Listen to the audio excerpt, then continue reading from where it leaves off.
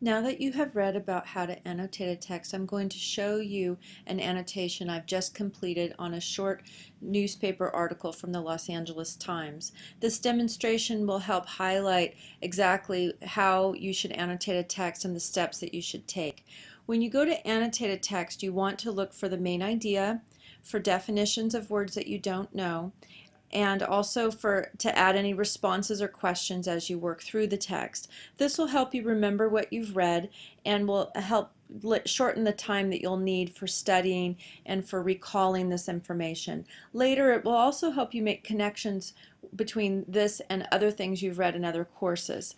So if you can see at the beginning, there's a highlighted piece. I found that this was the main idea of this short article about graffiti in Los Angeles.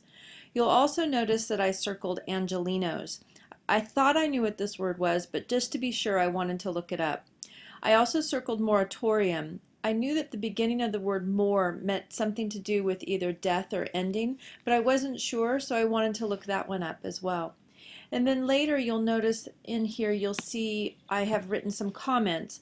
So there's this line that says, art is not a crime, which is, I wrote true, but what about tagging, which is illegal? And then it also said that the writing could be seen from Civic Center West to Silver Lake, and which made it seem like a really long way. So I wanted to know, well, how far was this? How much could be seen from the sky?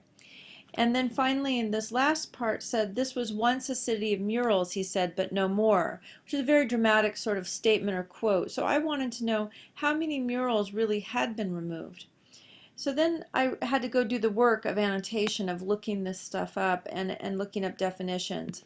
I looked up Angelinos, which was a noun, and it means people from Los Angeles, which made sense. Moratorium is a noun as well, and it means agreed period of delay.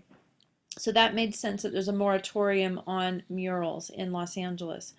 I looked up and tagging is illegal, but many cities in various countries do have designated areas where it is legal. So it's mostly illegal, but it can be legal in certain places.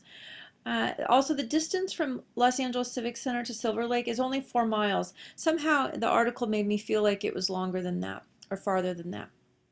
And finally, there had been 300 murals, not graffiti, but murals, covered up by the city of Los Angeles. I thought this was a really important point that made me feel like the author had a good point, that maybe they should be protesting because this is an art form and a mural takes a lot of work and energy, and so that 300 had been covered up made me think that this is an important point and something that should be reconsidered.